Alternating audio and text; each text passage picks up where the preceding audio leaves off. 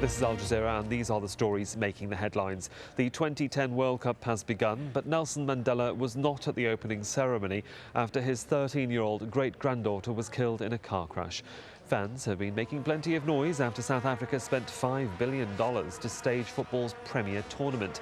It's kicked off at the Soccer City Stadium in Johannesburg, with South Africa playing Mexico. Our correspondent Rahul Pathak says the hosts have a tough group, but could progress. Leading into this World Cup, they weren't really given a hope of qualifying out of the group stages. Remember, they're ranked 83rd in the world, South Africa. They're the lowest ranked host team ever to play in a World Cup, and they're taking on Mexico, who are ranked 17 in the world. But I say they've gone on this long unbeaten run. It stretches for 12 matches. They've beaten some good sides in that unbeaten run, and they've really given themselves an awful lot of confidence leading into this tournament. And it's also really sparked the interest, sparked the imagination of all the fans. Ethnic riots have erupted in Kyrgyzstan, killing at least 37 people and injuring more than 500. Our correspondent is in the southern city of Osh, where a state of emergency is in force. Robin Forestier-Walker says hospitals are overwhelmed and ethnic Uzbeks and defending themselves from their Kyrgyz neighbours.